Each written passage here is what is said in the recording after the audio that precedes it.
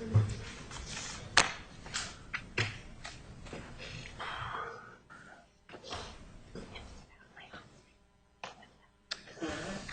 right, before we bring the jury in, the court did receive a motion for mistrial. Has the state seen it? Is this the one involving Mr. Geffner? Yes. Yes, I saw it. All right, I'm going to set that for oral argument on the 17th at 8:30. That will be Tuesday. Give the state an opportunity to file a written response if you wish to do so. Judge, if the court wants to hear oral argument, I'm certainly more than willing to provide it, but I believe with the transcripts and everything, they speak for themselves, so we're not requesting oral argument unless Okay. the state is fine or what have you. We'll submit on the pleadings. That's fine. I'll go ahead and just file a pleadings. Do you want to file a response? Yes, I will. Okay. File it. All right, so I won't schedule it for oral argument, but I will hold it for the state's written response. Anything before we bring in the jury? Not from the state. If we may approach, Your Honor. Yes, you may.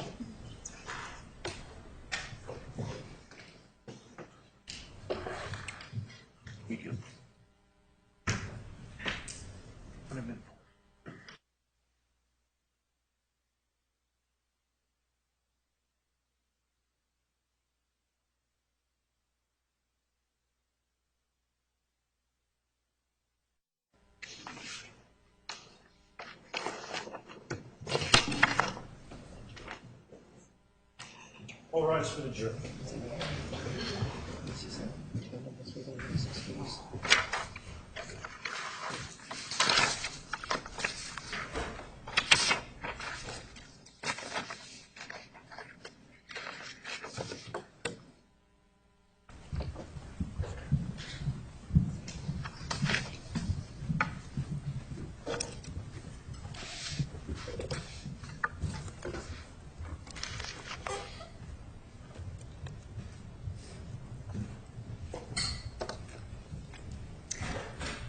Be seated. The record will show the presence of the jury, the defendant, and all counsel. Dr. DeMarte, please come up and have a seat.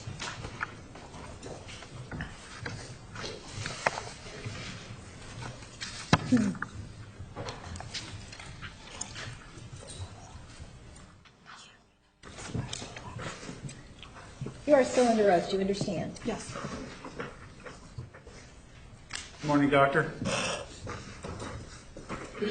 Doctor, last week we spoke about your choice to count your professional or your time as a student as professional experience, correct?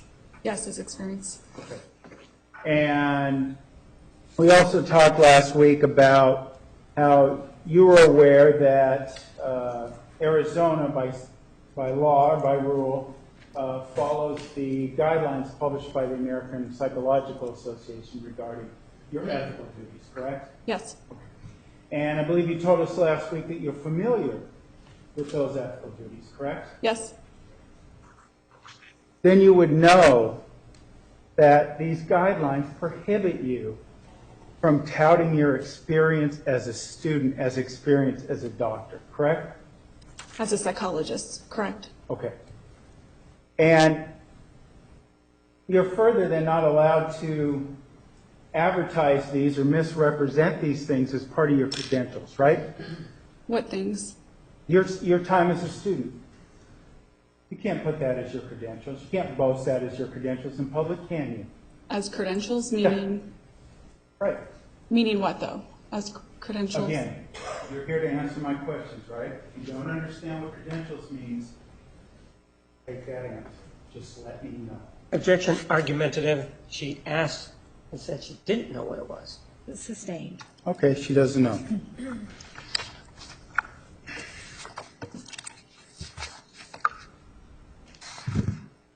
Doctor, are you aware of the guidelines, Section 5 of the guidelines related to public statements? Yes. And you're aware then you cannot knowingly make public statements that are false, deceptive, or fraudulent concerning their research, practice, or other work activities, correct? Yes. Okay. But you did that here during the course of this trial, haven't you? trying to No. boast your student experiences as actual doctoral experience, correct? No. And you've done that in other public forums as well, haven't you? What's the date today? I'm not sure. You're not sure? I'm not sure of the exact date. Okay. Can we agree that it's in 2015? Yes. Okay. Can we agree, how about that it's February 9th, 2015? Yes. Okay? And you received your doctoral degree, or excuse me, you were licensed in 2010, right? That's correct.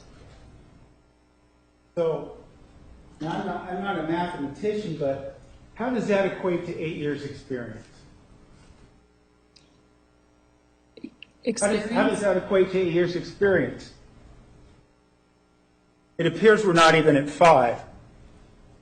How does it equate to 8 years, doctor? 8 years experience? Yeah. So experience would relate to my experience in working with patients, including testing and evaluation. Okay.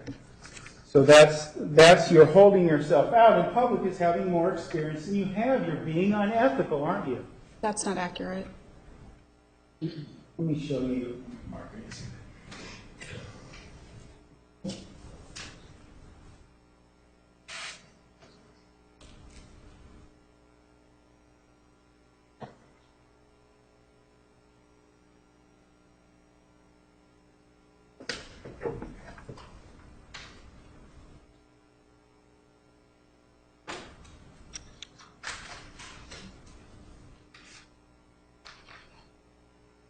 Doctor, you have an ad in Psychology Today, don't you?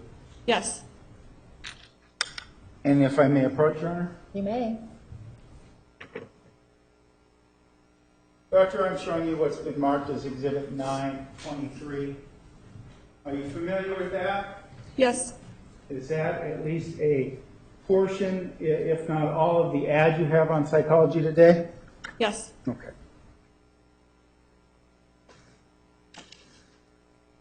And based on the psychological rules and regulations, you understand you're responsible for the content of this advertising, correct? Yes. Move to admit Exhibit 923.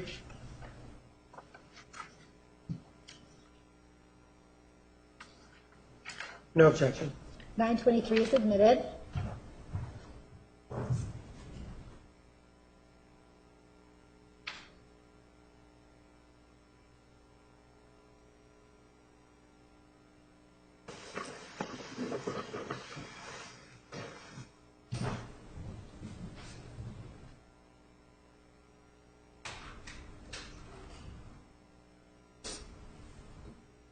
Looking at this here.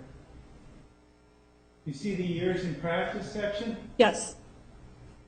8 years. Yes. Yeah, we just agreed a few minutes ago that it's February 9th, 2015. How have you been in practice, Doctor? 8 years. What this refers to is experience. Before I posted this, I consulted with my psychologist colleagues who all had done the exact same thing, who talked about their experience relating to the first time that they saw patients and the first time that they did evaluations and therapy. Right above that, it dictates when I graduated, or right below it. So it is your belief, based on your consultation with your cohorts, that this is completely ethical and proper. Is that what you're saying? Yes. Years in practice cannot begin until 2010, right? That's You not cannot practice as a psychologist until 2010, right? You added the word psychologist. What are you practicing? What are you practicing in this ad? What are you boasting? I'm practicing seeing patients in therapy and psychological evaluations. So again, you, grad student DeMarte, touts around school, and now you're going to hold yourself out as someone who has practiced 8 years when you didn't have a license to do so, right? No. Because that helps you keep your part-time job with the state, doesn't it? No. Ma'am, the other thing I want to talk about is you hold yourself out as a specialist or having a specialty in sexual addiction, right? Yes, this pertains to my entire clinic. Okay. Tell me, what is sexual addiction? Sexual addiction is an addiction to sexual behavior. And how does it manifest itself? Engagement in frequent sexual interactions. I'm sorry, what was that? By engagement in frequent sexual interactions. Okay. What does sexual interaction mean, though? Does it require a partner? Can it include pornography? Can you kind of explain that to us? Sure. Sexual interactions can be by oneself through frequent masturbation, or can be with partners, or can be by the example that you just gave, viewing pornography frequently. And when we talk about addiction, would you agree with me that addiction has a component of compulsion behind it? Somebody feels compelled to do these things? Yes. Like any other kind of addict? Yes. Okay. And they do things to fill that need, right? Yes.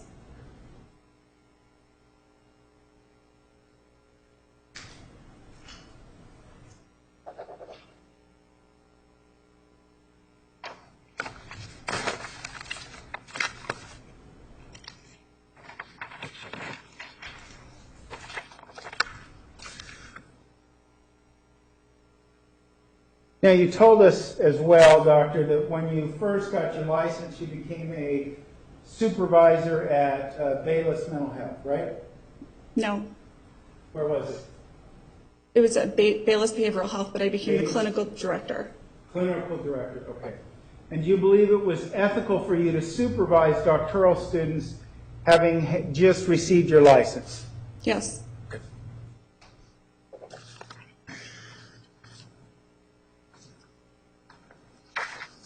Were you aware that Arizona requires 2 years' experience before you can do that? Not for the type of students I was seeing. In terms of these guidelines as well, there's some issues that come up about disclosing the test questions of a copyrighted psychological examination, correct? That came up during your testimony. And you're aware that the Psychological Association prohibits you, and in turn Arizona rules prohibit you from disclosing these test questions to non-professionals, correct? Yes. And as a matter of fact, showing you Exhibit 839, if I may approach, Your Honor. You may.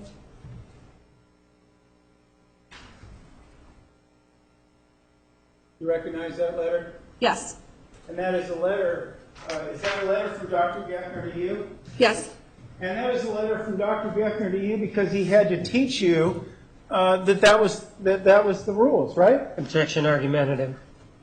Sustained. He had concerns about disclosing data to you because you have a history of violating this rule, correct? Objection, speculation, and multiple questions. Overruled. You may answer. That's incorrect. Well, Doctor, you recall that you gave testimony in this case back as we spoke about last week, April 16th, 17th, and 18th, correct? Yes. All right. And do you recall that during your testimony, well, let me show you. If I may approach again, Your Honor. You may.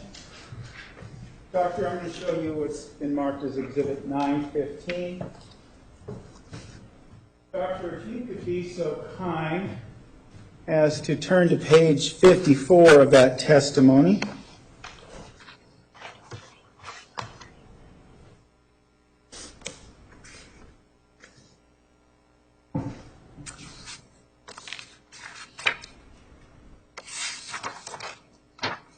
Are you there? Yes.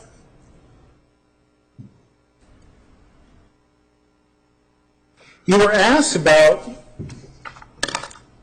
tests that you gave Ms. Arias and tests that you looked at, and you were asked there about revealing those answers to Mr. Martinez, or excuse me, those questions to Mr. Martinez, correct? Yes. Objection, improper impeachment. hasn't indicated that she doesn't remember. Approach, please.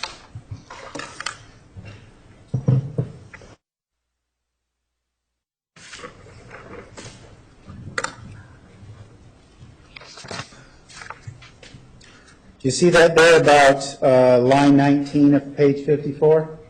Yes, And you claim that you did not give them to him, correct? correct. Okay. And you went on to explain that you reviewed them together, correct? Yes, And you said, well, you didn't get to take a copy home, but you reviewed records together, correct? yes, we reviewed the test results together.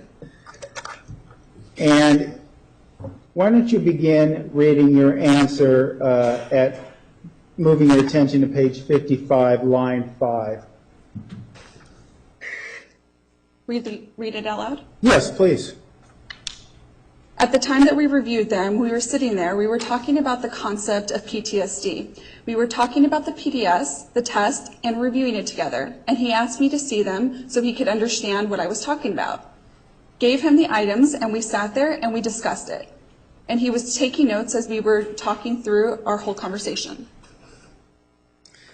And then you were asked if Mr. Martinez was, you actually did show Mr. Martinez the test in violation of this rule, correct? That's incorrect. It wasn't in violation of this rule? That's not in violation. Is there an exception if it's an attorney who you want to make happy so you can keep your part-time job? Objection, argumentative. Is there an exception to that rule? There's an objection, Judge. Sustained. Is there an exception to the rule for Mr. Martinez? Objection, argumentative. Overruled. You may answer. You're misunderstanding the rule. Is there an exception to the rule for Mr. Martinez? You're misstating the rule. Is there an exception in the rule for Mr. Martinez? Yes or no? Clarify what rule you're referring to. Doctor, we just talked about the rules. We just talked about it. You acknowledge that the rules state that you cannot do this. So the simple question, doctor, is there an exception for Mr. Martinez? Objection, Yes or no? argumentative. I'm sorry. Objection, argumentative as to this. Yes. Sustained. Rephrase. Is there an exception to the rule for Mr. Martinez?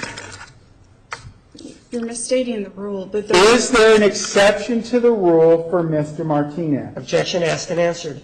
Overruled. Overruled. You may answer. it's not clear to me what rule you're referring to because Is there an exception to the rule? Objection, he's not allowing Talked her to about it. answer. She's not Counsel, one at a time. Objection is argumentative, not allowing the question to answer. Not allowing the witness to answer the question. Sustained. You may complete your response.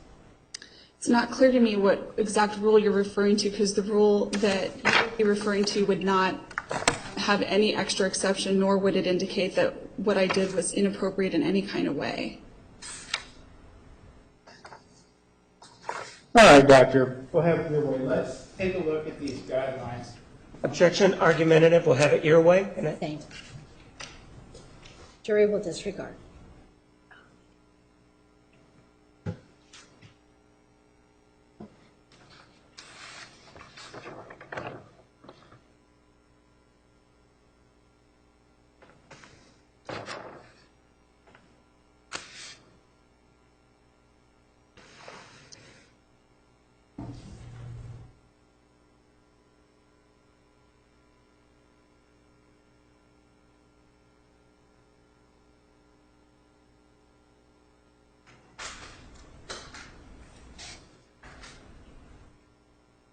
If I may approach the witness, Your Honor. You may.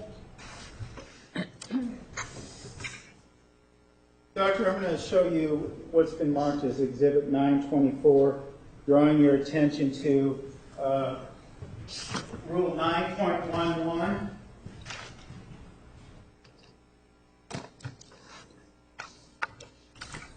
Do you see that, doctor? Yes. Is there some kind of rule or exception in the verbiage of that rule that would allow you to disclose the test questions to Mr. Martinez? Yes. There is. Yes. And what would that be, doctor? It says that psychologists make reasonable efforts to maintain the integrity and security of test materials and other assessment techniques consistent with the law and contractual obligations. Excuse me. So you believe that creates an exception of the general rule that you cannot expose this material to anyone but trained counselors and professionals? You believe that? For the manner in which we did it, yes. And how did you come to this unique conclusion?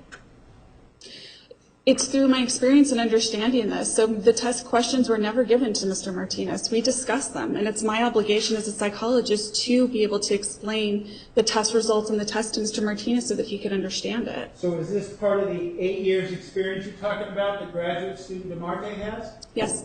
Okay.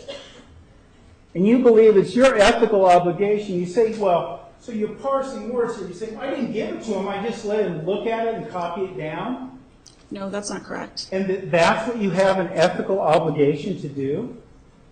You believe that your obligation to Mr. Martinez surpasses your obligation as a psychologist? Objection, compound question. Overruled. You may answer. No. All right.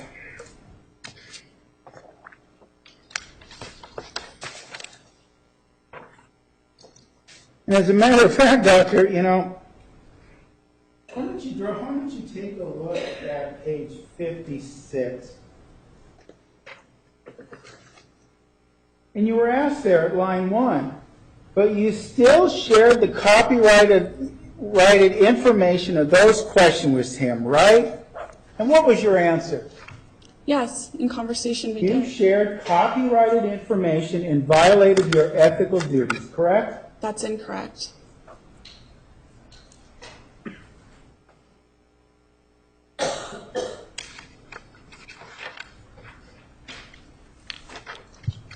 And as a matter of fact, doctor, you committed these same violations again, didn't you? In this case, before you testified in this case. No. You and Mr. Martinez went through these questions, and you compared them across different tests. You compared Ms. Arias' response. Do you remember doing that? Are you referring to the DAPS? There were various different tests you did. You picked and choose different questions, and you guys decided that meant Ms. Arias was giving inconsistent responses. Objection. Remember that dialogue? Objection, lack of foundation as to which test. Overruled. You may answer yes or no. Is the question, do I remember the Yes. I'm getting a little bit confused. Which one are you related or referring to? Doctor, again, the question is yes or no. Do you remember the dialogue? I'm not asking about specific tests. I'm asking about this whole dialogue you had with them.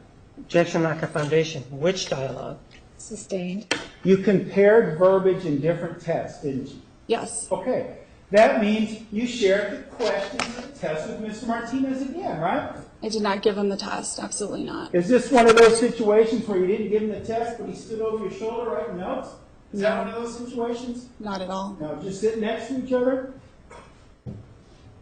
Is that a question? Yeah. Did we sit next to each other? I want to understand exactly what you did, exactly how you violated your ethical duty. I want you to explain it to us again. Objection, argumentative, and if it's again, ask and answer. Overruled. You may answer. So what we did in going through the test is that he sat across from me, not next to me, and we talked about the content of the test in terms of what it measures, how it measures it, and I explained to him the inconsistencies that I found in the test. And you talked about the verbiage in the questions, right? You compared the verbiage in the questions across these different tests, right? Yes, I explained to him what the test entailed. So again, you violate Rule 9.11 in an effort to keep your part-time job at the state. Objection, argumentative. Overruled. You may answer. That's not at all in violation.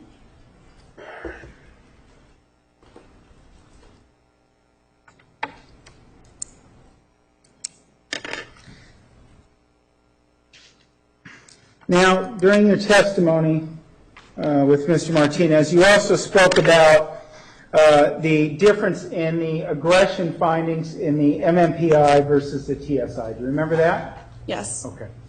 And one of the things you said was, well, the TSI is more facially indicative of what the questioner is looking for, correct? No, That's not what you said a couple days ago, that it was facially indicative? no. Are you denying that? I've never used the word facially indicative. Okay. What words did you use then, doctor? What I explained was that there's some tests that have What words did you use, doctor? face validity. Okay, face validity. All right. So the assertion was, well, the TSI has face validity, and therefore the implication being, well, Miss Arias was able to cheat that test, right? Yes. And that's the scheme you and Mr. Martinez cooked up, right? Objection, argumentative, and if we may approach. please. Sustained. Sustained.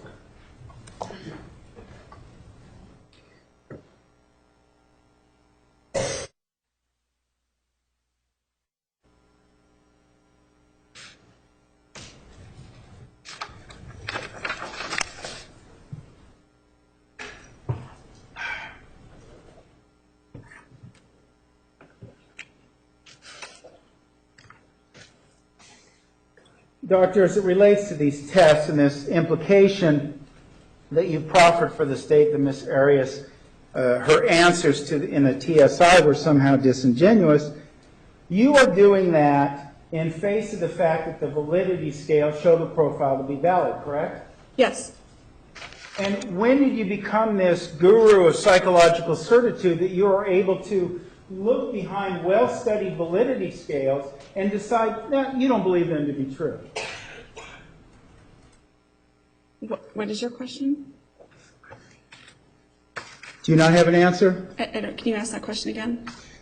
I'll withdraw the question, doctor, if you don't understand. As it relates to this assertion that she cooked the books, so to speak, you don't offer any explanation why there's no exaggeration in other places, right? You don't offer any explanation for why Miss Arias, for example, we saw the exhibit with Dr. Samuels, why she would say that if she's trying to inflate her abuse. You don't offer explanation for that, do you? What exhibit are you referring to, Dr. Samuels? We just saw it last week. Do you recall that? Or do you just decide when you don't understand a question that you want to see the exhibit? When you don't, is that what you need? When you don't understand, you need to see an exhibit? Yes, I'd like to see what you're referring to.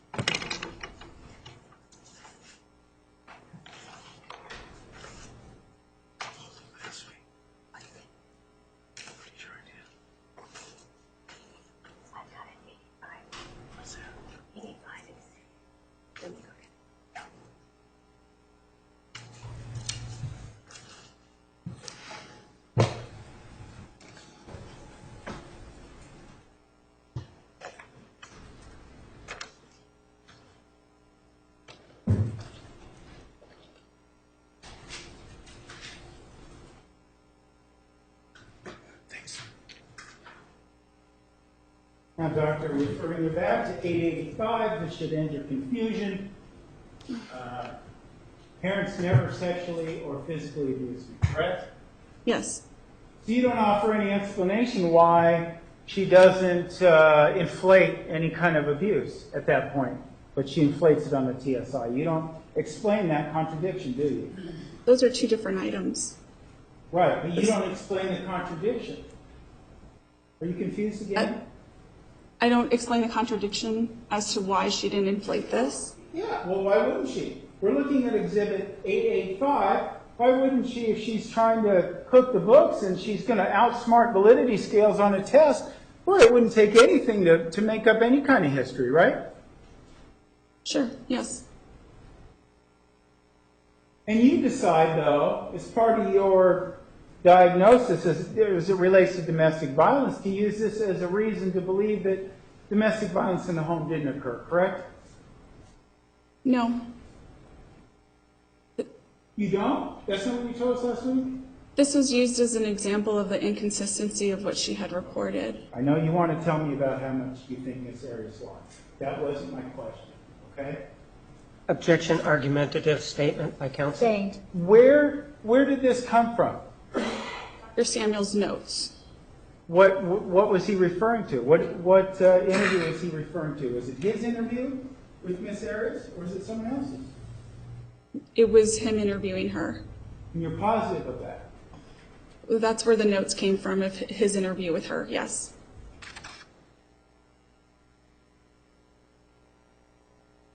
And you choose to believe this, to take this on face value, right? I take this as one data point, yes.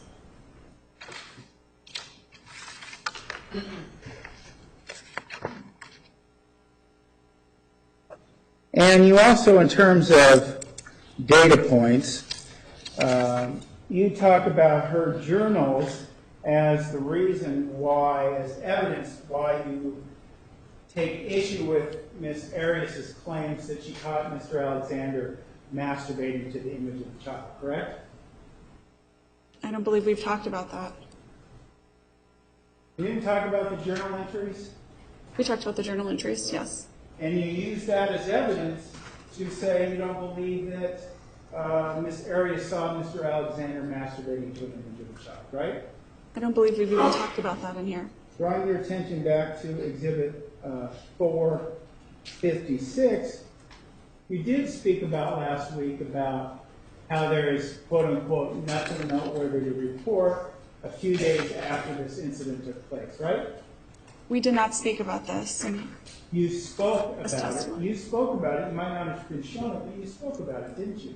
You talked about how she journaled everything. Therefore, these incidents should be in her journal, right? I don't believe we've spoken about it. Okay. No, I don't believe we've spoken about that.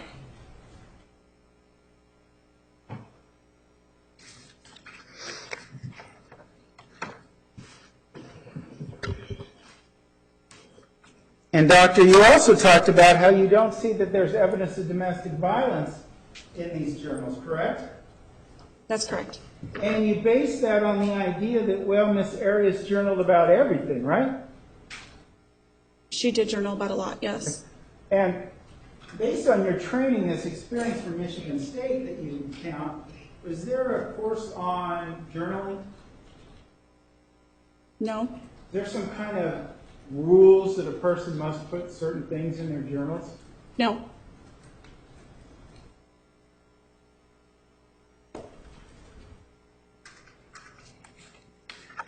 You were asked about whether or not you were a quote-unquote hired gun, correct? Or had ever been called a hired gun by an appellate court, right? Correct. Isn't it quite possible that years down the road, given the misrepresentations you made, that an appellate court might very well find your competence on the issue of domestic violence highly questionable? Objection, argumentative speculation, lack of Sustained. foundation.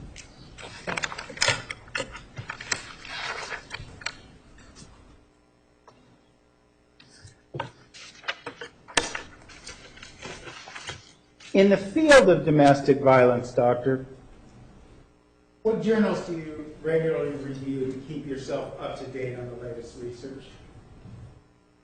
A broad variety of journals. Violence and Victims, Journal of Abnormal Psychology, Journal of Interpersonal Violence. And you read these on a regular basis? Yes. What was the last article you read related to domestic violence? The title of it? Mm-hmm. I don't remember. Okay. You also talked about questioning Miss Arias's claims of domestic violence in the relationship because there is variance in reporting the traumatic events, right? Yes. Okay. Aren't you aware from some of this research you do that it is generally accepted within your field that there is typical, it is typical for those who are victims of domestic violence to report it in varying nature. I think that's certainly something that can happen. To the extent that it happened in this case, it's not common at all.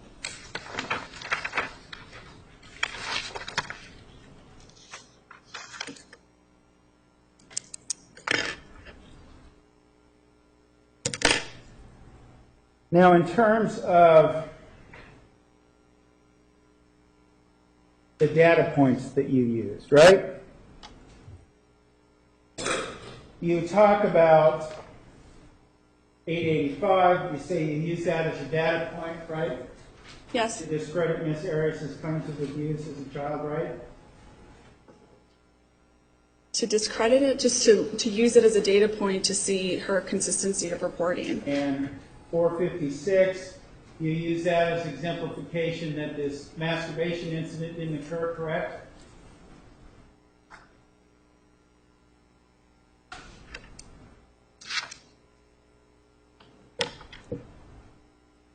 The question is, ask the question again, please. Could you read it back, please? Question, in 456, you are using that as exemplification that this masturbation incident didn't occur, correct? This would be an example of her not writing down that anything noteworthy occurred. And you assert that as evidence that this incident didn't take place, correct? It's possible.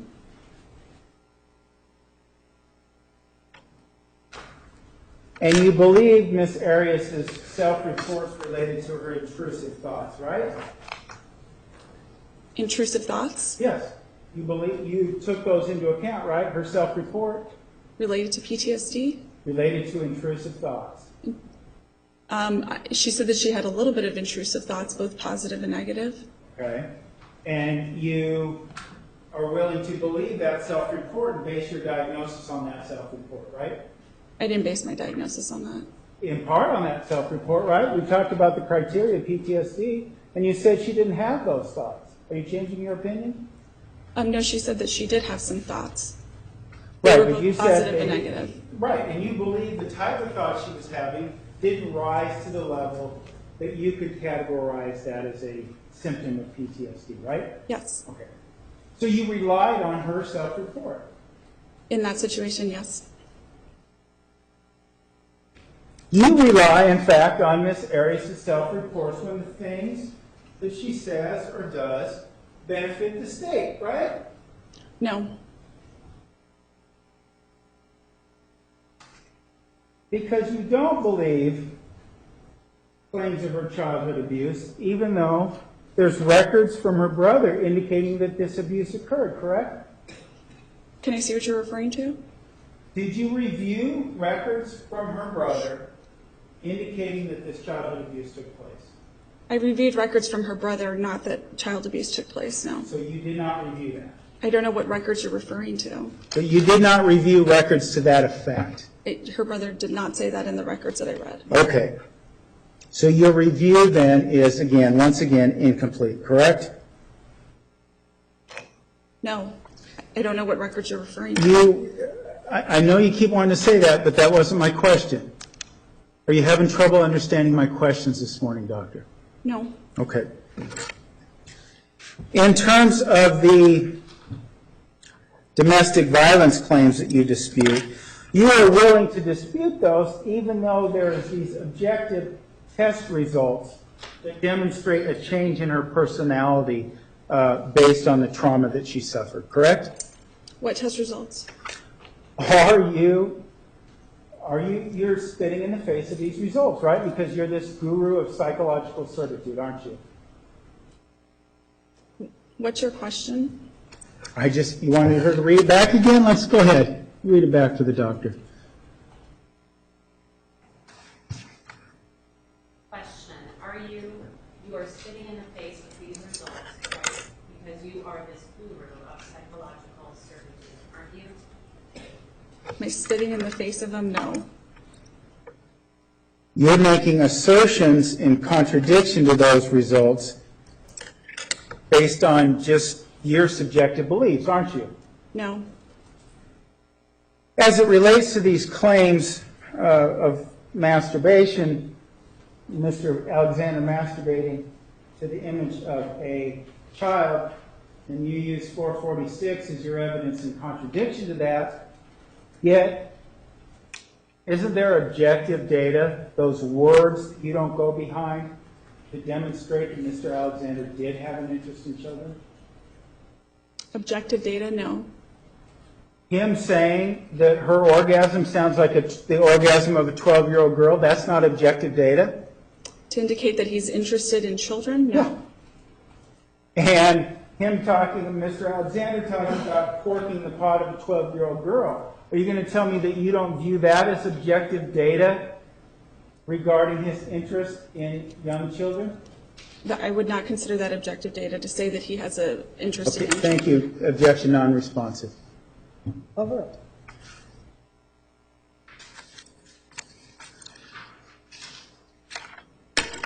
So really, Doctor, what this exemplifies is that you only consider the data points that help support your position and keep you employed as a part-time Dr. Death, correct? Objection argumentative. Sustained. And that objection has been sustained before. I'm sorry, approach.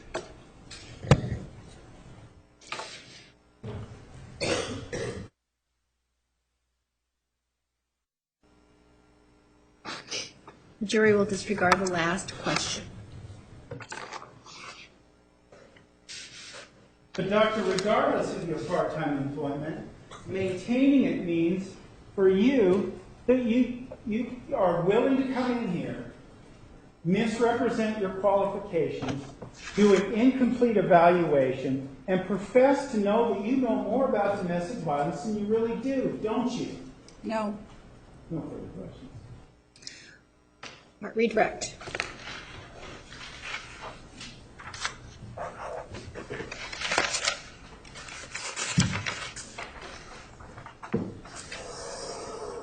Actually, ladies and gentlemen, we're going to take a 10-minute recess before we start redirect. 10 minutes. Please remember the admonition. All right.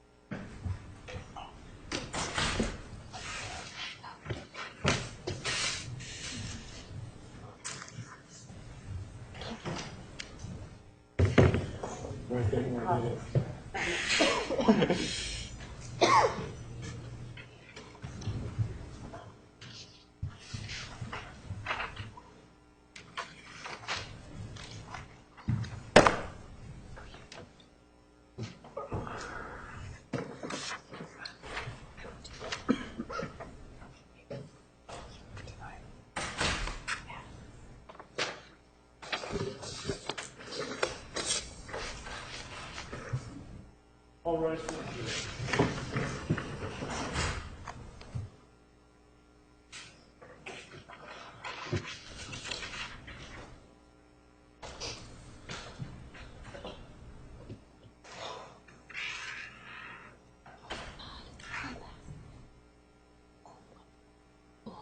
Can we approach her?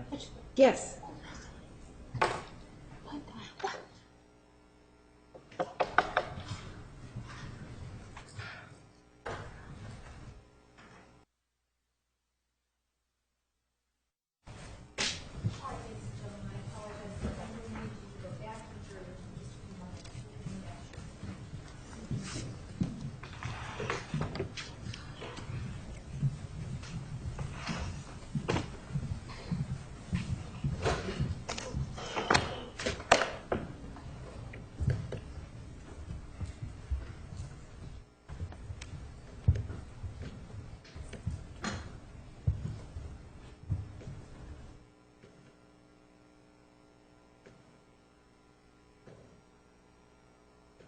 Judge, maybe approach for a minute?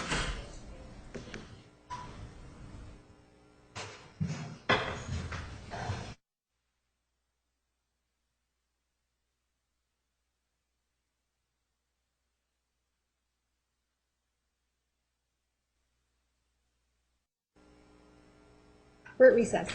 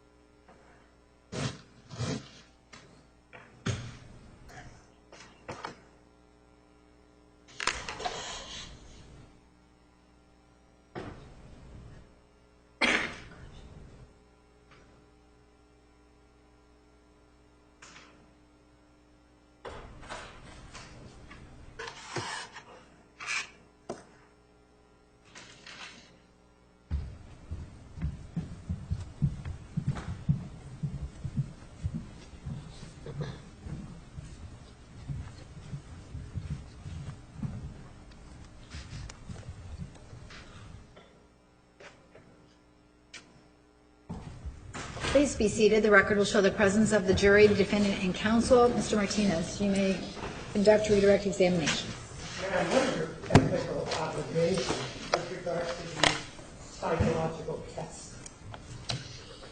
My ethical obligation is Objection foundation, which test? Sustained. All of these tests. Objection foundation, which test? Overruled. my ethical obligation is to maintain test security. What that means is that I am not allowed to get that test and just pass it out to people who are not in the field of psychology, meaning other psychologists. My job is to make sure that the test questions don't get replicated so that we can continue to use them in the same way that we do. And how does that ethical obligation extend to the individual who has retained you to conduct an evaluation in a case? So in addition to our APA guidelines, American Psychological Association ethical guidelines, we have what are called specialty guidelines for the forensic arena. So when we do have clients who hire, clients being prosecutors or defense attorneys who hire us to do evaluations, it's my job to make sure that they're fully informed. It's my job to make sure that they understand what psychological tests have been given, how to understand what they mean, what the outcome is, what the results are. I'm obligated to ensure that that happens. And did you abide by your obligation and discuss these tests and whatever their results were with the prosecutor? Objection foundation 702. Overruled. Yes, we discussed it. What did you do? We sat across the table and we discussed broader concepts of, for example, like PTSD, borderline personality disorder, and we talked about the details of what the test results show, how the test is asked, how the questions are set up so that he could have an idea and an understanding of how it works so that he can essentially, it became meaningful to him. Otherwise, it wouldn't mean anything given that the prosecutor is not a psychologist. He just wouldn't understand it. In terms of the relationship with the prosecutor in this case, have you ever had occasion to go to a seminar and you and he were both panelists on the same seminar? Objection argumentative, beyond the scope. Overruled. You may answer yes or no. No. Ma'am, one of the things that you discussed earlier was the issue of a psychological disorder. What is a psychological disorder? A psychological disorder is a set of behaviors or emotions that cause what are called clinically significant levels So really severe levels of distress in the person or cause some sort of impairment in their functioning ability, meaning their ability to go to school, work, engage socially with their peers.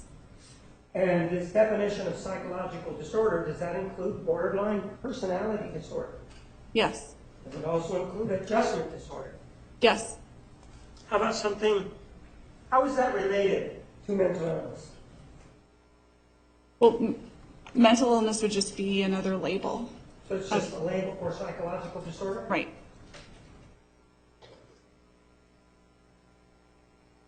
In this issue involving the label of mental illness, because the label is being used as mental illness, does that mean the defendant is incompetent as defined by the law? Objection calls for a legal conclusion beyond the scope, and 702. Approach, please.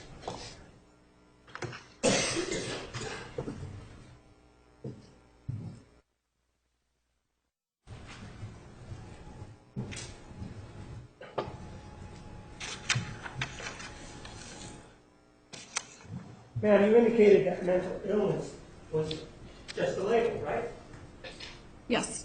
And as it applies to the borderline personality disorder, does that mean that the defendant did not know right from wrong? Objection. Foundation. Overruled. No, she knows the difference between right and wrong. And Objection. Foundation. 702. She didn't test her. Overruled. And the other issue that was raised in this case, you were asked about whether or not there had been the word jerk that was used. Do you remember that line of questioning? Yes. Is jerk a psychological term? No. And then, but the use of the word jerk, does it assist in understanding how other people would describe their interaction with a person? Objection calls for speculation. Relevance. Sustained is phrased. Well, is that something, for example, bipolar? We've heard that term, right? Yes. Would that assist in understanding how other people would describe the interaction with a person? Objection calls for speculation. Overruled. Yes. And is that the same thing with the word jerk? When you see that, would that help you in understanding how people interact with that person? Objection. Leading speculation. Lack of foundation. Overruled. You may answer. Yes. In this particular case, ma'am, one of the things that was indicated in Exhibit 872, you see it?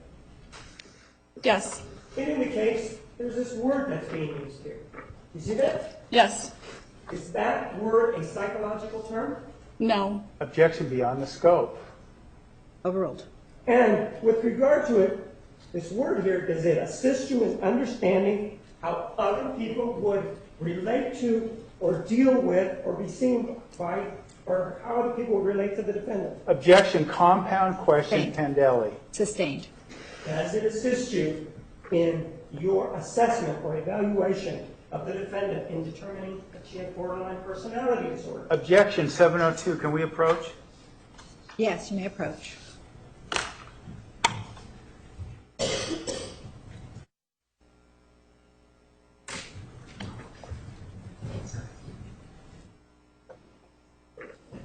And with regard to this word that we're talking about here, does that assist you when reaching your opinion that the defendant should be diagnosed with borderline personality disorder?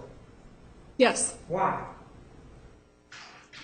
Although it's not a psychological word, it gives information about how other people characterize her in terms of if it's in a positive light, a negative light. It also gives me an idea of how her interaction style might have been with other people. Does it go to, for example, intrusive behavior? What does it go to? Objection. Leading. Overruled.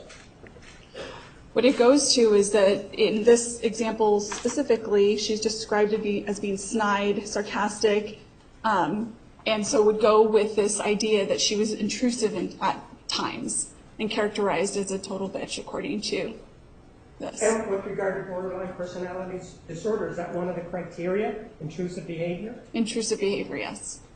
And one of the other issues that was discussed with you was this issue of the adjustment disorder. Do you remember that? Yes. Let me show you a couple of exhibits.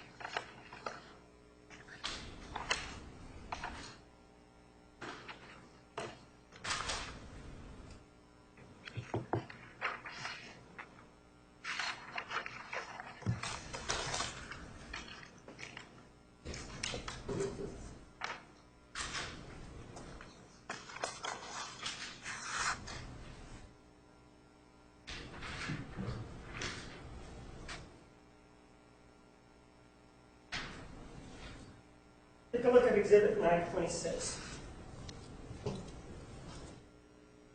You recognize what that is?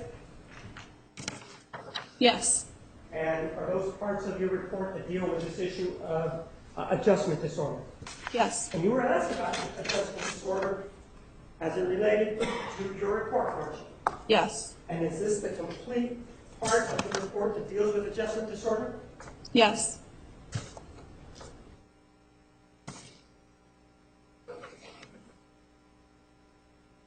Move for the admission of Exhibit 926.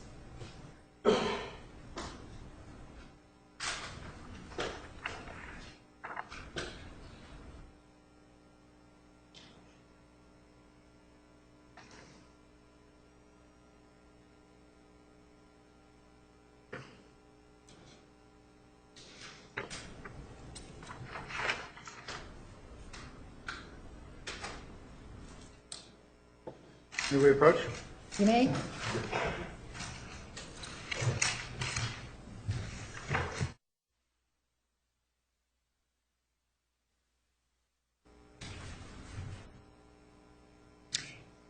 Exhibit 926 is admitted.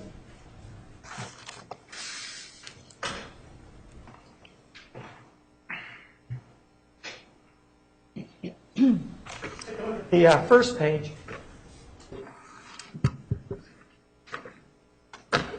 What are we looking at here on the first page? That was the first page of my psychological report that I wrote. And it doesn't include the rest of the verbiage on the first page, does it? No. And if we take a look at the next page, it's what page of your report? 27. And what do you say about this issue about adjustment disorder? Would you like me to read it or just summarize? Yes, please. Okay. In addition to having BPD, which is borderline personality disorder, Ms. Arias noted having anxiety and depressive symptoms, which appear to have reached diagnostic thresholds since incarceration. She said that the loss of independence has been difficult for her. Ms. Arias exhibits several depressive signs, such as feeling sad 1 to 2 times per week, along with appetite disturbance. She reported symptoms of anxiety, including experiencing disturbing nightmares related to the pending trial, general nervousness, and worry that her mother will not follow through with her requests related to the trial. Given this change in symptom presentation since incarceration, the diagnosis of adjustment disorder with mixed anxiety and depressed mood is offered. And if you take a look at Axis 1, what do you see? I gave her the diagnosis of adjustment disorder with mixed anxiety and depressed mood.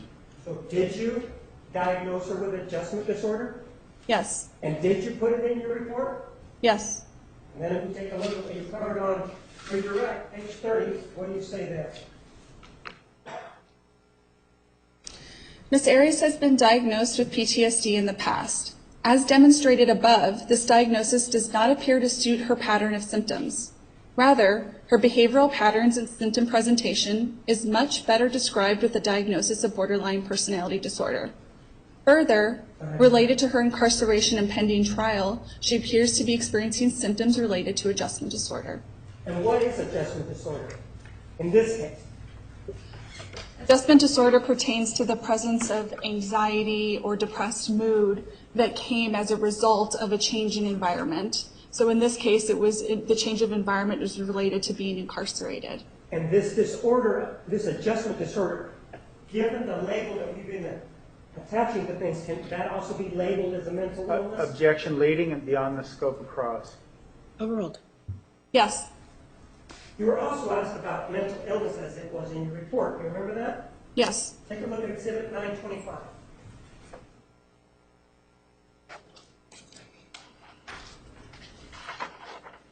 You recognize that? Yeah. What is that? This is part of my psychological evaluation. Does it include the part, at least in one of the parts, where it talks about mental illness? Yes. I move for the admission of Exhibit 925.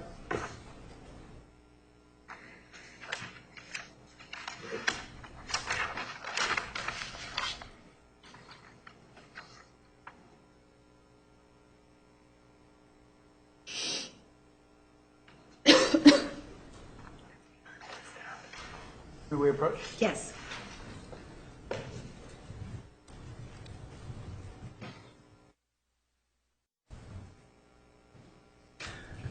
925 is submitted.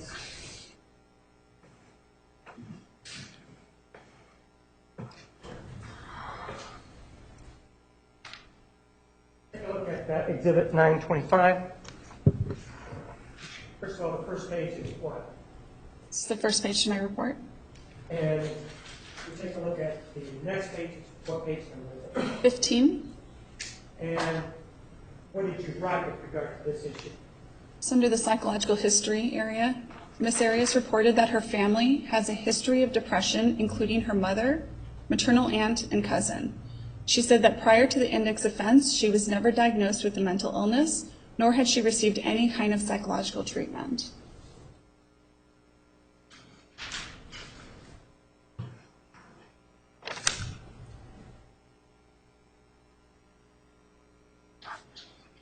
Take a look at exhibit 927. You also, when you look at it, you also discuss the issue of mental illness in that portion of your report.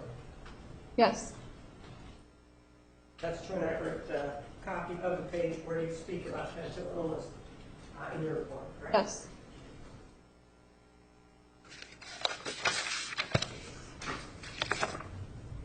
Look at the addition exhibit 927.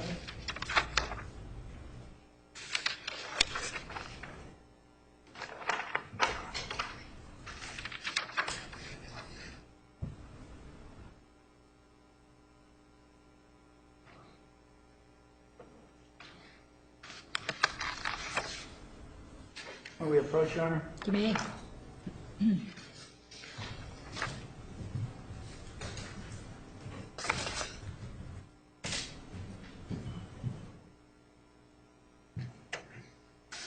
Ma'am, you indicated that this portion of the report talks about mental illness, right?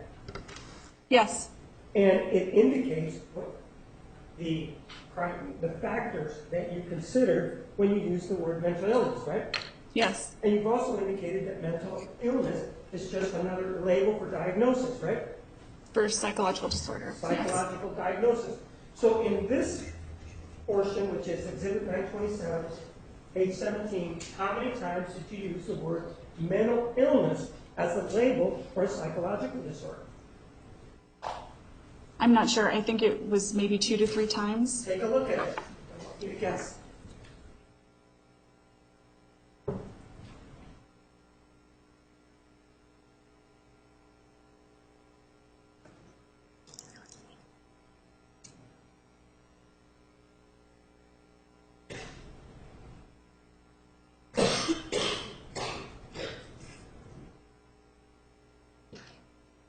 I see 3 times. How many? 3? All right. And with regard to this label, psychological diagnosis of mental illness, did you indicate, in support of that she appeared to have a quick and strong attachment to men? Objection beyond the scope. Approach, please.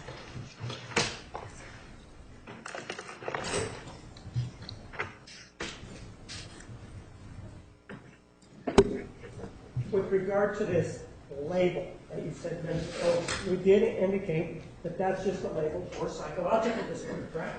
Yes. So that, for example, if we were to be talking about mental illness and psychological disorder, every individual that was in jail who was having trouble adjusting would have a mental illness. Objection beyond the scope.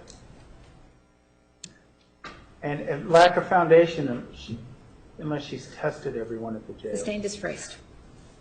If an inmate, if you were to test inmates and find that particular inmates were having trouble adjusting to prison, and you diagnosed adjustment disorder, that would mean that as to each of those inmates, they would also, using this label, be suffering from mental illness. Objection beyond the scope, argumentative. Oral, you may answer. Yes, they would. And one of the other things that you indicated with regard to this portion of your report was that, and this is yes or no, isn't it true that she was described as being clean? Yes or no? Yes. And according to Lisa Andrews, she was also described as being jealous, correct? Yes.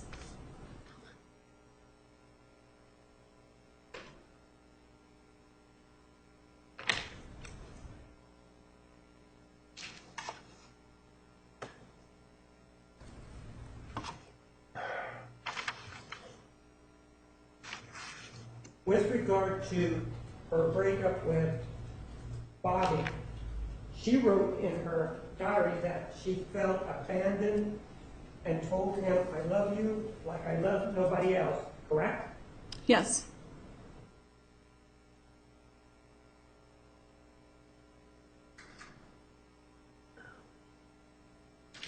Isn't it true that Miss Arias was, you considered this under, when you were diagnosing her with borderline personality disorder, isn't it true that the defendant was found hiding under Mr. Alexander's Christmas tree?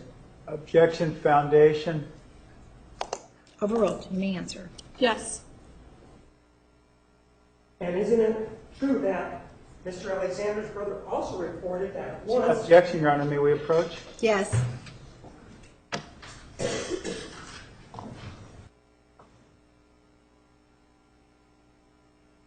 Isn't it true that part of indicating his mental illness or borderline personality disorder, that according to what you consider, the defendant and Mr. Alexander would have arguments about her showing up unannounced at his house?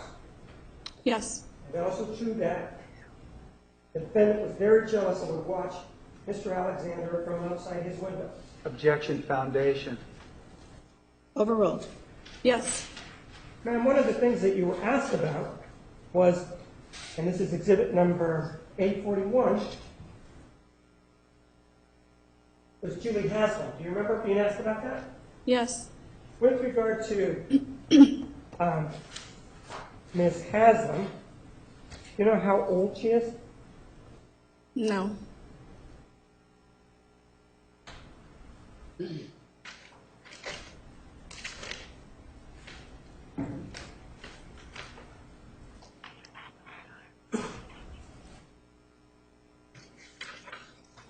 Look at, I'm going to object to relevance and being beyond the scope.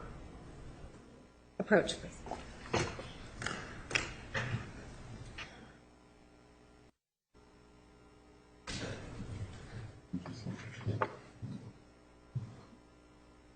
let's take a look at exhibit 738.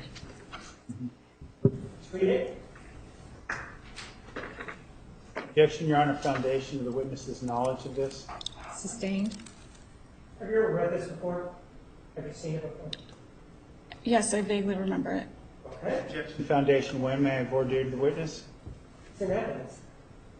Overruled. But you may inquire.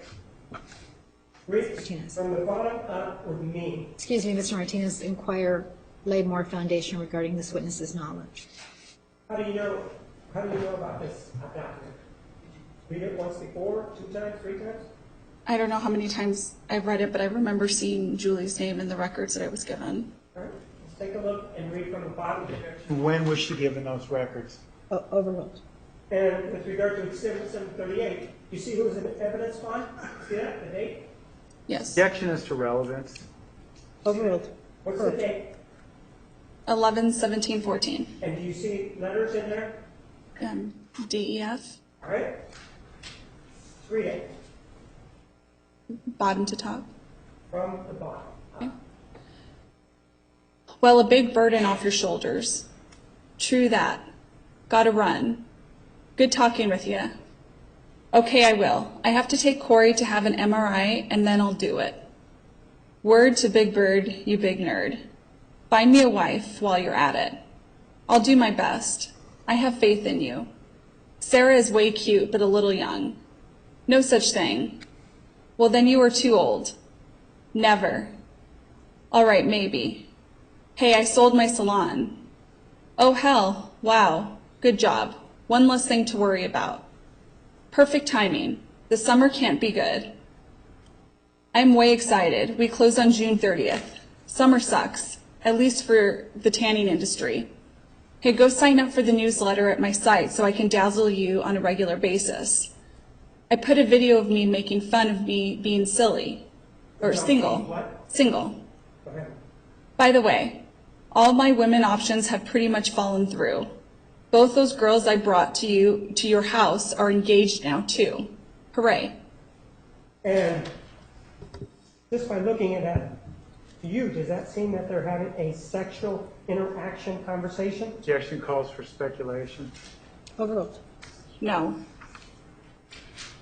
You were asked some questions about taking things at face value. Do you remember that line of questioning? Yes. And it was with regard to words that were spoken. Do you remember that? Yes. And you were asked about the written word and whether or not you took it at face value. Do you remember that? Yes. And you said, well, sometimes I do and sometimes I don't. You Yeah. remember that? Yes. What determines whether or not you take it at face value? Well, the caveat would be I'd have to take whatever surrounding it, so I have to look at it within the context of what it's spoken. So, for example, 505, is it already in evidence? What's the date on that? June 7th, 2008. And you know when Mr. Alexander was killed, don't you? Yes. It was before or after that date. He was killed before this date. And this is from whom? This is from Jodi Arias. And in this Objection as to relevance beyond the scope of cross. Approach.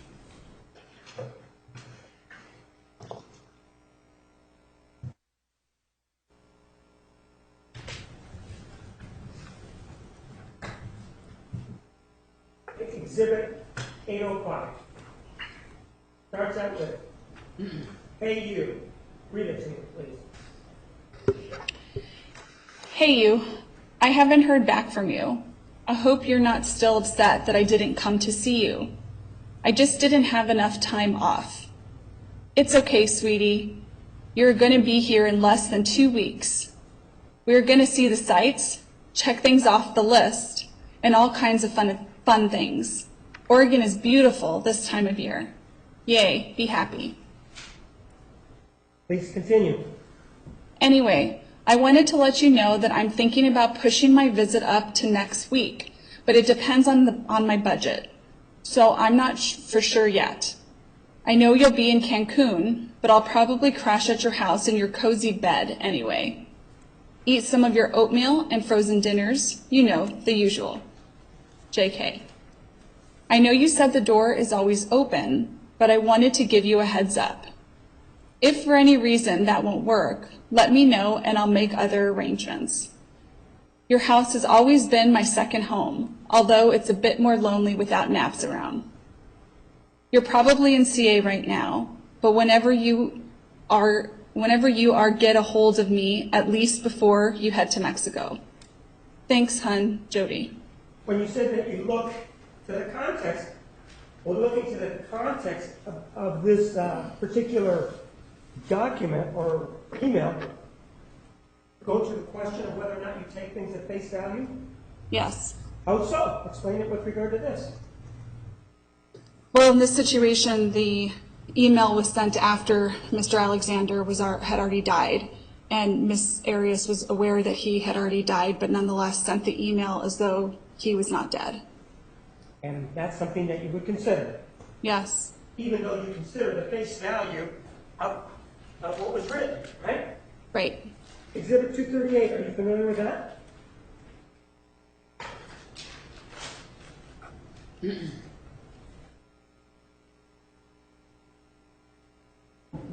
Familiar with this? Yes. Have you read it Yes. many times? Yes. And are you familiar with her explanation as to what happened on June 4th of 2008 in this letter? Yes. And is this where she describes a man and a woman committing the murder of Mr. Alexander? Yes. Is that something, if we look at it, that you would just take at face value as you were being asked by defense counsel? Or would you do something more? I would do something more. And what is that? Objection beyond the scope. Overruled. I'd have to look at the information in the context of the letter.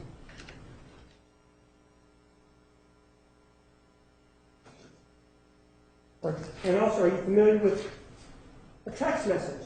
We've talked about emails, we've talked about regular letters. How about text messages? Take a look at Exhibit 504. Are you familiar with this?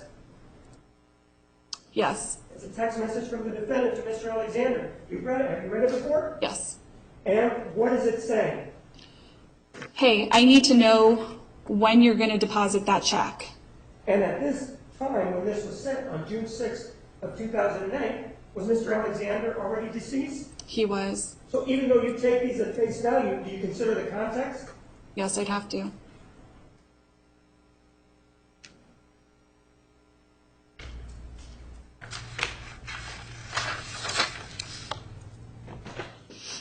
Let me have an exhibit. Mark it for you.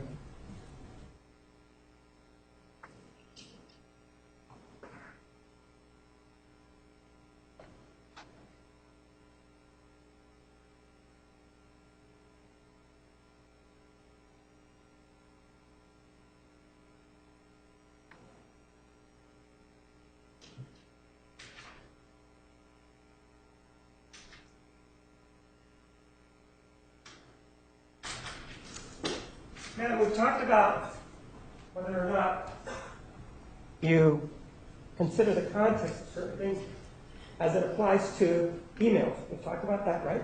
Yes. We've talked about text messages, right? Yes. And we've also talked about the slow mail, haven't we? Yes. Let me show you Exhibit 928, which applies to journals. Take a look at that.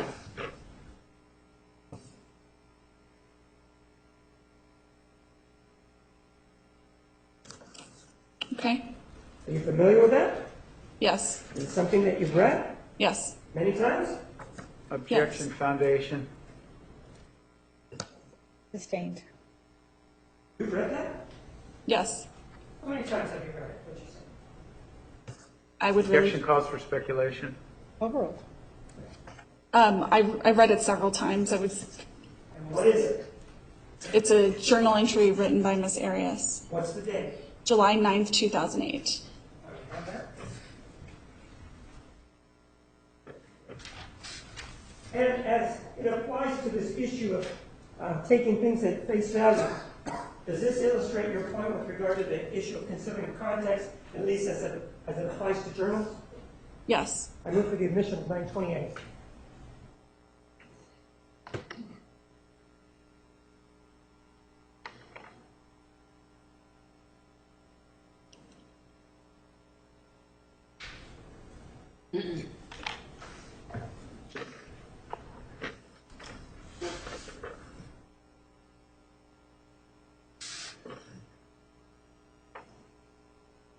May we approach?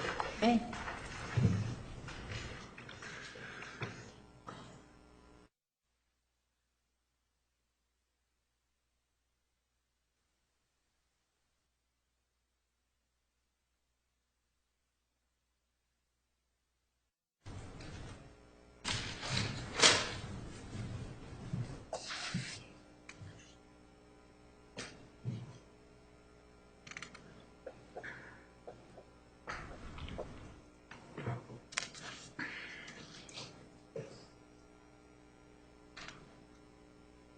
Ma'am, I'm going to show you what's in the packet marked Exhibit 233 and part of the journal. You see that? Yes. It starts out Wednesday, July 9, 2008, right? Yes. What does it say? Well, it's my B day today. It's a mellow day. Right now I'm riding in the car with Grandpa to Medford. Keep going. I spoke with Ryan last night on the phone, but we didn't talk much. He was very sleepy, although we stayed on the line for a good 3 hours. Are you familiar with an individual by the name of Ryan Burns? Yes. Who is he? Objection beyond the scope of cross. Overruled. He's the individual that Miss Arias went to go see after Mr. Alexander died, After she killed him. after she killed him. Objection beyond the scope. Overruled. All right. He made me even more aware that people are dropping my name as possibly having something to do with Travis's death. At first, it didn't bother me. I know what is true. But it seems now to really be poisoning the environment in Utah and SoCal. I'm saddened by it because I love my PPL family very much. I also can't help but wonder if this is part of my repentance process, or I think that says HF, withdrawing his blessing because of the immoral way I acted with Travis. It makes me wonder what Travis is going through as a result of our behavior as well.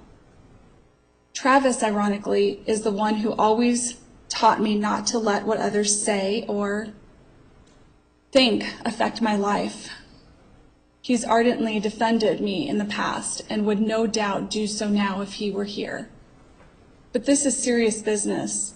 This isn't a benign rumor about some insignificant and trivial little thing I may have done.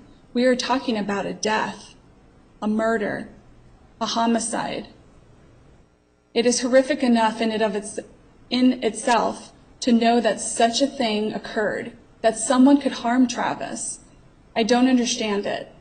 And it's no secret that he and I had problems and arguments in between periods of loving kindness, generosity, and selflessness.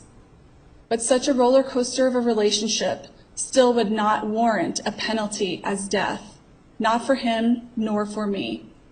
And in considering the little amount of details known about how he died, whatever he could have done, or whoever he could have pissed off, still could not have possibly warranted the way in which he was killed.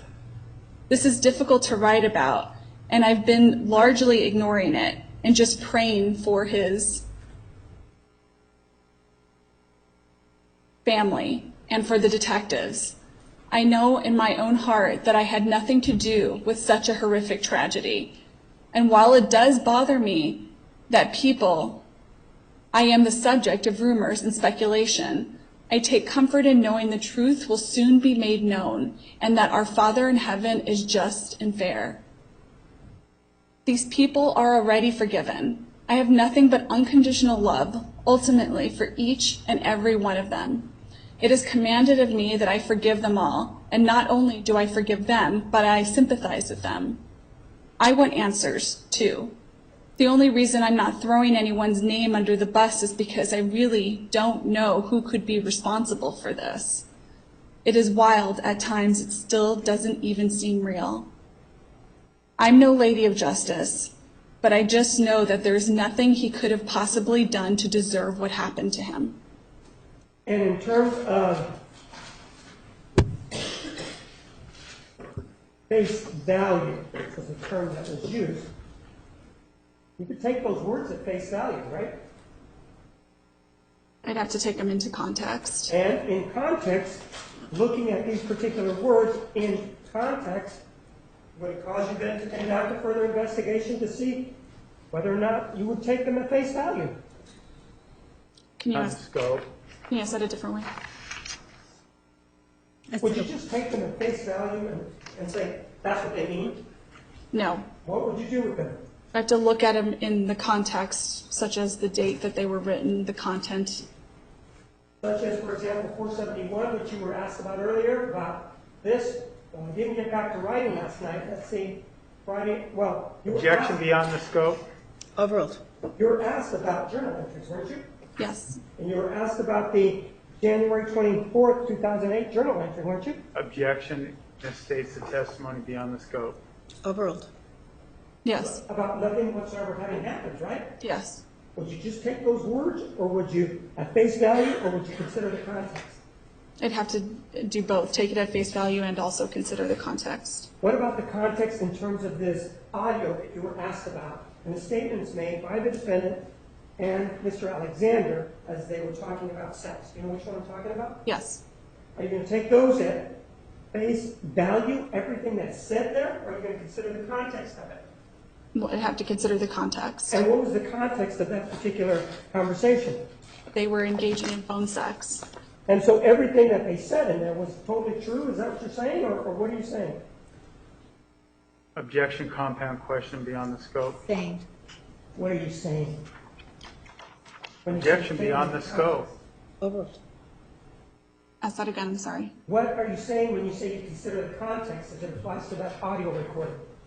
Well, that they were, as it applies to context, they were in the middle of having phone sex, and they were saying a lot of things, very sexual things to one Objection another. calls for speculation. Overruled. Go ahead. They were saying a number of sexual things to one another, and so I have to take that into consideration, that this isn't just a typical conversation, that they were having phone sex. It was sexual in nature. You were asked about your experience. Do you remember that? Yes. You were asked about whether or not you presented. Do you remember that? Yes. What was your answer? Did you present? Present. In domestic violence Oh. areas. No, I have not. Do you publish in that area? No. Why not? My career role has been as a clinician. I'm not a researcher, and I certainly do go to conferences regularly, but I don't. It's not a goal of mine. It's not something that I've done where I present at conferences. I focus my time as a clinician in seeing patients on a day-to-day basis. I see them in therapy and evaluation. And these patients that you see on a day-to-day basis, do they have some of them, do they have domestic violence issues? Yes, absolutely. Do they? Objection as to foundation. All right, ladies and gentlemen, we're going to take the noon recess. Please return at 1:25. 1:25, please remember the admonition. All rise for the jury.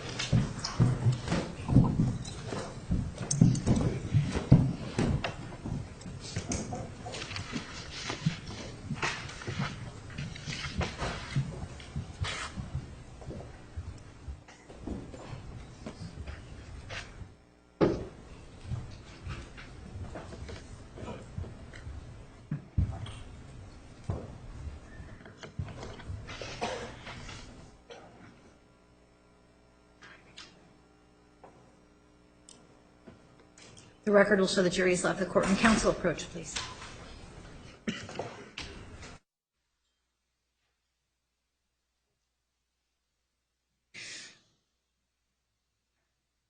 How much more do you think you have? No. We're just doing scheduling. Just to be on the safe side, although I think it's 15 minutes, I'll say 30. Okay. And then we have some questions. We don't have very many. We have 1, 2, 3, 4. We have 5 questions. So, all right, thank you. Is there a ruling on the objection? Which one?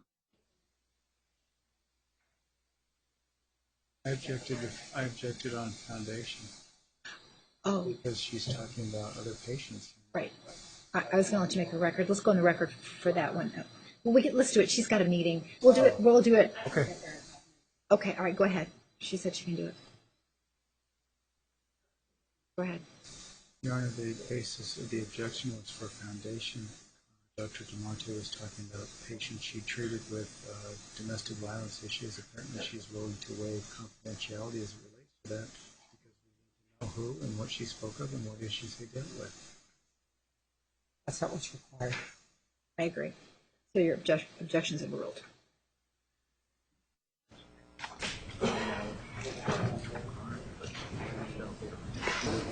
Experience that you had, why it is that you do not publish that sort of thing. And you were telling us, do you deal with issues involving domestic violence in your day-to-day practice? Yes. And how do they come about? In other words, do you come in, or how does that work? Yes, so I work with patients on a day-to-day basis in therapy and in evaluation, and unfortunately it's not uncommon to come across individuals who have been exposed to domestic violence. And is this, and so when they come in, what is it that you do? Do you just evaluate them? What do you do for them? Objection as to relevance beyond the scope. Overruled. She may answer. It depends on what they're coming to see me for. Some people come because they want a psychological evaluation to help determine what is their diagnosis, what caused these problems.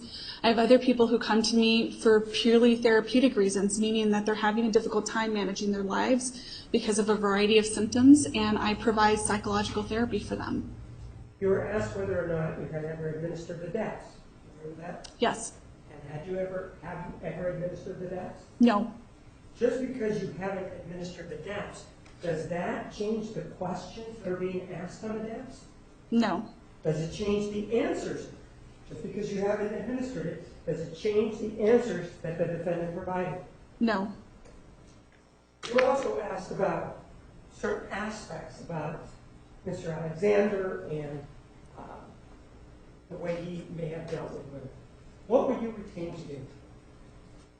I was retained to provide a psychological evaluation on Miss Arias.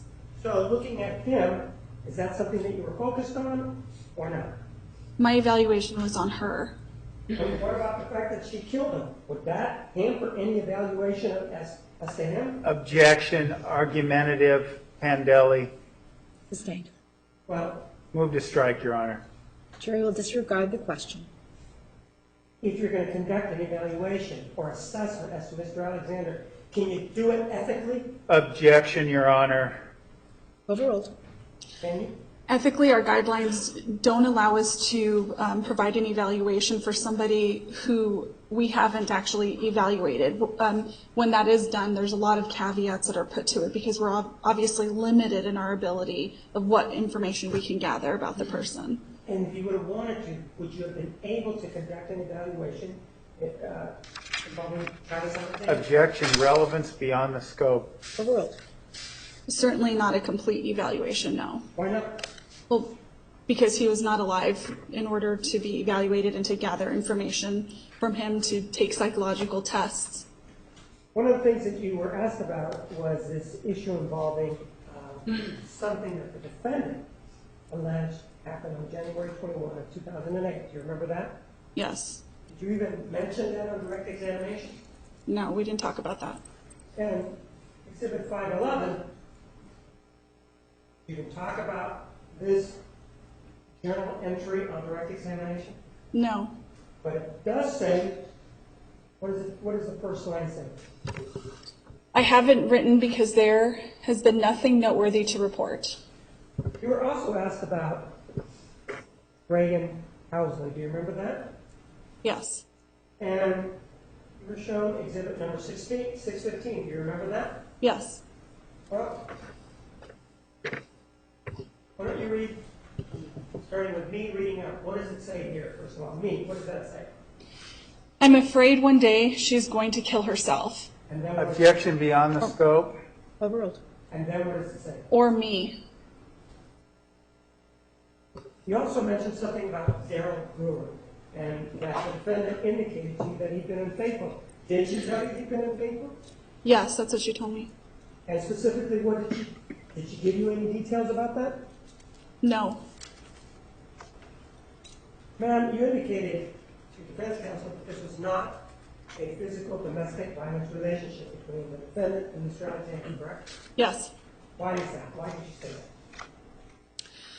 I said that because Miss Arias has made multiple claims about physical domestic violence. Those claims have changed over time depending on who she was reporting that to. There's just a general lack of consistency with her reporting. In addition to that, the way that she described to me how one of those events took place included irrational and illogical explanation pertaining to wanting to scratch his face but stopping because she didn't want to hurt him even though she thought she was dying. One of the other things that you indicated was that you had diagnosed her with borderline personality disorder and an adjustment disorder, correct? Yes, And you indicated that it was not PTSD, right? PTSD. correct. Why is that? Well, there's no indication that she has post-traumatic stress disorder. People with post-traumatic stress disorder have very clear symptoms that they show. These symptoms are evident in their interactions with others. It would be evident in my interactions with her when I evaluated her. There were no signs of her re-experiencing the trauma, avoiding things that remind her of the trauma, having that hyper-arousal that we had talked about before, like that exaggerated startle response, the hypervigilance, which is where someone's scanning the room constantly. There just was no indication that her symptom severity reached the threshold that would be considered for post-traumatic stress disorder. Your diagnosis was borderline personality disorder, correct? Yes, Did she know right from wrong? she knew right from wrong, correct. How many of them? Right, I have a number of juror questions. Are there any other juror questions? Counsel, please approach.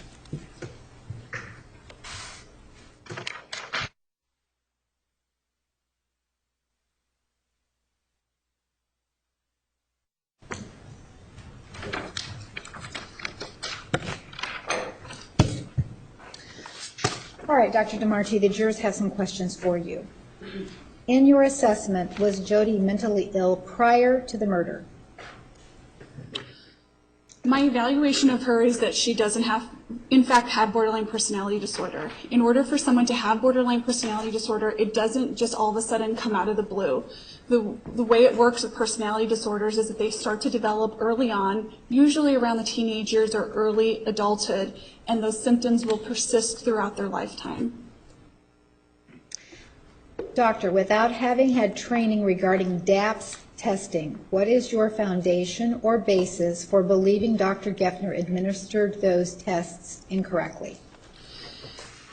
The DAPS is a self-report measure. We have, as psychologists, I don't even know the exact number, maybe hundreds of self-report measures that we can administer to our patients. These are not tests that you need extensive training in. They're very clear, straightforward tests. I have access to the DAPS manual and have read the DAPS manual several times. The mistakes that were made on there were very clear mistakes that any psychologist can pick up on. How many tests are available in diagnosing both of the disorders the doctor diagnosed Jodi with and the PTSD? There's several tests out there. I don't know the exact number, but there are hundreds of different types of tests that people can give that get to the core of what is the person's psychological problem. Some are more popular than others because they have more of a research foundation to them, but there are a lot out there that can answer that question. How many did you personally administer? I administered the RAT, which is a brief reading test. I gave the MMPI, which is a personality measure. I gave the TSI, which captures any kind of traumatic response. And I also gave what's called the WACE, which is the intelligence test. So I gave 4 separate measures. How many years' experience do you have in recognizing and treating domestic violence? So that goes back to the time when I started to practice, which was in 2004.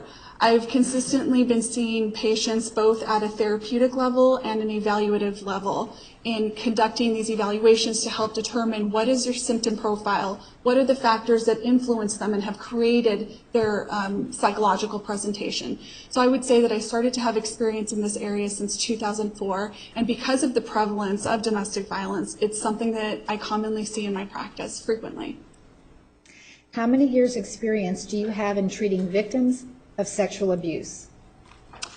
I would say that that falls under that same time frame beginning in 2004. Again, victims of child abuse, both sexual and physical abuse, that's, again, unfortunately a common thing that we see in practice. That's often one of the driving forces of why people come to see us, to help understand why they were exposed to what they were exposed to and how it then impacted their current symptom presentation. Do these fields require certification? To become a clinical psychologist, there certainly is a certification process of obtaining a degree, going through the proper hours that you need to, and then taking the licensing test. In terms of the specific fields of PTSD or domestic violence, there is no certification that's out there. Dealing with these kinds of problems is one of the foundational basics that clinical psychologists are trained in and often interface in their practice if they are a clinician. When you were treating patients in 2004 through 2008, was it by yourself or with a psychologist present? So the way that it works is before I became licensed as a psychologist, and this is the same trajectory for everyone who would have gone through the same steps as I did. The way that it works is while we are unlicensed, we practice under the supervision of the psychologist. And what that logistically looks like is that we see the patients by ourselves. The psychologist is not in the room with us. We're seeing the patients by ourselves, both in therapy and evaluation. And what we do after that is about once a week or once every 2 weeks, we meet with the psychologist and talk about our cases and make sure that we're providing the same kind of treatment and evaluation work that they would be doing. So they're certainly not in the room with us, but it is certainly under the supervision of the licensed psychologist. Do you feel that the knowledge of a sexual assault is as damaging as having a memory of it? What I've seen in my practice is that individuals who have a memory of the traumatic event could certainly manifest in symptoms of PTSD. I would say that somebody who has a memory of it or aspects of it, it supports the symptoms like we talked about re-experiencing, having those nightmares or intrusive thoughts about it over and over again. If they didn't have a memory of it, it wouldn't manifest as PTSD because it just simply wouldn't be there. The memory wouldn't be there so as to display those symptoms that are seen in people with PTSD. Can the body have reactions to certain stimuli that trigger feelings related to suppressed memories? Can you ask that again, please? Can the body have reactions to certain stimuli that trigger feelings related to suppressed memories? So yes, the body certainly can manifest symptoms that can trigger emotions. If using the example before, if someone doesn't have a actual memory of it, but their body could certainly remember aspects of it, and if the stimuli or similar stimuli was present, there could be a physiological reactivity, such as a racing of a heart, or oftentimes they'll tense their body quite a bit amongst the stimuli. That would be associated with the emotion of fear, anxiety, discomfort. In one of the communications between Travis and Jodi, Travis says that Jodi can have all of his passwords, and it appears that he has all of hers. Would then utilizing this information still be considered unwanted, intrusive behavior? It's my understanding, based on reading their exchanges between one another, that there was a point in their relationship where they had in fact exchanged passwords. And at that point, I certainly would not conclude that that's intrusive behavior if they exchanged the passwords. But as time went on, it was clear that Mr. Alexander did not want her to go into his Facebook account or email account. She did not have permission. It would be at that point that when he made it clear to her that this was inappropriate and she continued that behavior, that at that time, that's when I would consider it intrusive behaviors. There were some communications between Travis and other women displayed where he is expressing how upset and unhappy he is with Jodi, basically not leaving him alone, Michelle Lowry being one of them. Were these people aware at the time of the ongoing relationship between he and Jodi? So it was clear to me that people in his life knew that... Objection Foundation, this is a yes or no question, what they knew. No, the question is, Overruled. You may continue. It was clear to me, based on the documentation that was given to me, that people in their life were certainly aware of their relationship. To the extent that it was going on, which includes the sexual nature of the relationship, it did in fact seem that everyone was not aware of what extent it was to it being sexual. How long in total did Jodi work at the Purple Plum both times?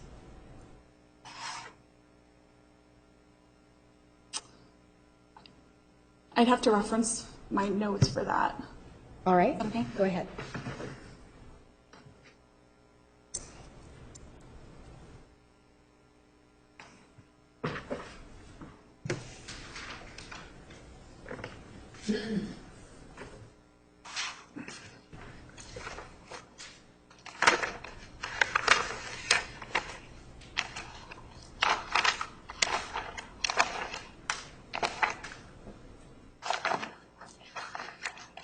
I don't have the exact times of how long she was working there. I know that she had worked there. Objection, ask and answer, she doesn't know.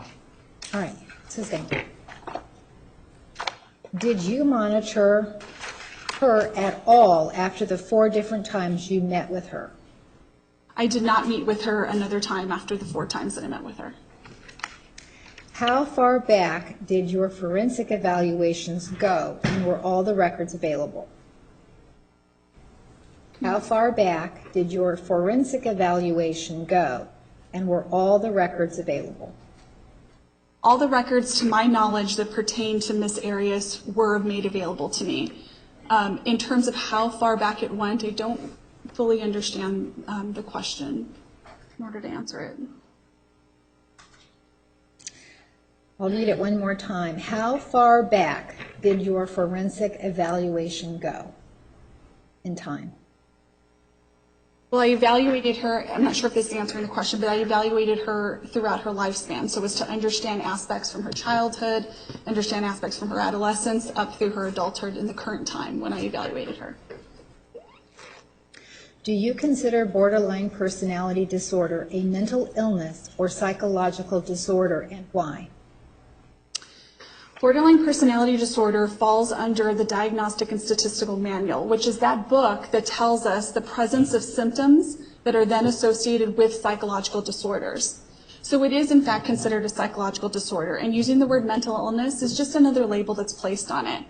Borderline personality disorder is also under a separate category, which is called personality disorders. So these disorders are thought to be long-lasting, persistent, and beginning earlier in life and continuing on. We heard a lot previously about dissociation. In your opinion, how does this play into BPD? Dissociation is considered a technique, essentially, to be able to distance oneself from an environment that is anxiety-provoking. We'll just say that, or they have some sort of trauma response. When they separate themselves from the situation, it provides as a protective factor.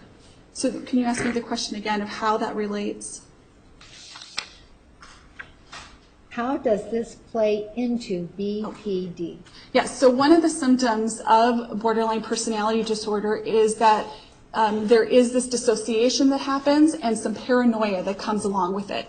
So frequent dissociation could in fact be a symptom of borderline personality disorder. All right, any other questions from the jury? What from the state? Ma'am, one of the things that you were asked about was the DAPS and whether or not you administered it and the mistakes involving Dr. Gaffner. What mistakes did he make in the DAPS, the administration of the DAPS? In terms of the administration of it, he provided 2 overlapping time frames to which she was supposed to answer questions. Well, he identified on the paperwork that they were completely separate, but if you look at the way she answered it, it was clear that the time frames overlapped with one another. And once the administration error was corrected, did that, in your opinion, still make the results of the DAPS valid? When they got the results? They absolutely weren't valid because of the way that she answered to those questions that were supposed to be static in Objection calls nature. for speculations beyond the scope of the question. Overruled. Regarding those questions that were static in nature of how did you feel at the time of the index trauma, those are questions that she answered differently based on the 2 administrations, and given that it was the exact same trauma, it would be impossible to answer it differently. It's a static emotion, static experience, meaning it doesn't change. You were asked how many years you had involving training or just experience in domestic violence. You said 2004 to 2015. Would that be 9 years or would that be 8 years? 2004 to 2015? Right. You said you were asked how many years do you have in experience in domestic violence, and then you said 2004 to 2015. Is that 8 years or is that 9 years? That's 11. Objection leading. Overruled. Is that 11 years? 11 years. And you gave us the same answer involving abuse, which is, and so it's 11 years. Is that correct? Yes, in working with that population. You also were asked about certification. Is there such a thing as an ex-psychologist who's certified in PTSD? No. Is one of the people, how about if you've been working as a psychologist for 30 years? Are you then certified as an expert in PTSD? Objection beyond the scope of the question. Overruled. No. How about domestic violence? If you've been practicing in that field for 30 years, does that make you certified in domestic violence? No. The Purple Plum, you indicated something that she has worked. How many times did she work at the Purple Plum? Twice. And most recently when? That was in, I believe, 2008. And you indicated, and we're asked the question, is borderline personality disorder Is that a psychological disorder or a mental illness? Which is it? They're both just, Ask and answered equivalent. those are just, both of those are just labels to identify a cluster of symptoms, emotions, or behaviors that cause distress or impairment in the person's life. The DSM-5, does it say that borderline personality disorder is a psychological disorder? Objection beyond the scope of my reapproach. May approach.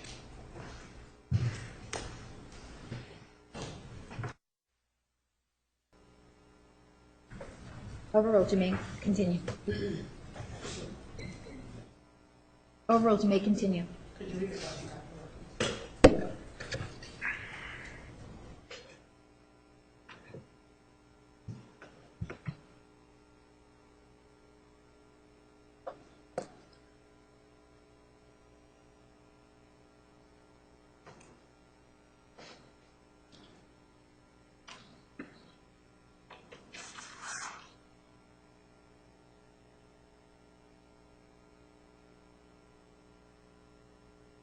DSM-5 is a state borderline personality disorder is a psychological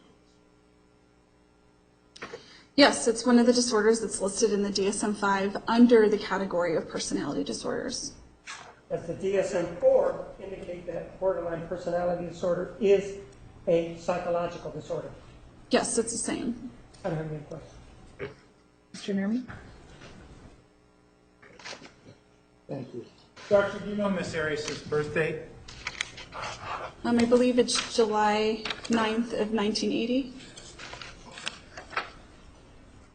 So in terms of when she met Travis Alexander in September of 2006, that would have made her 25 years old, right?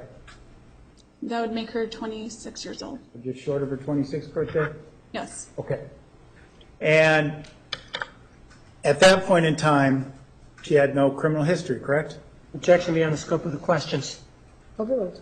Correct. Okay. And you were asked in terms of the jury questions about borderline personality disorder and when it manifests itself. Do you recall being asked that? Yes. Okay. And do you recall you and I talked a day or so ago about how it's not something that somebody catches per se in adulthood, right? Correct. Okay. And as a matter of fact, it is something that people born with a vulnerability, right? A vulnerability, yes. Okay. And that vulnerability actualizes itself in early adolescence. In order to make the diagnosis, you have to see that actualized in early adolescence, correct? Not specifically early adolescence, but at some point in adolescence, or So- early adulthood. When she's 25 years old in September 2006, when she meets Mr. Alexander, at that point in time, she has borderline personality disorder, correct? Yes. Okay. Thank you. Counsel approach, please.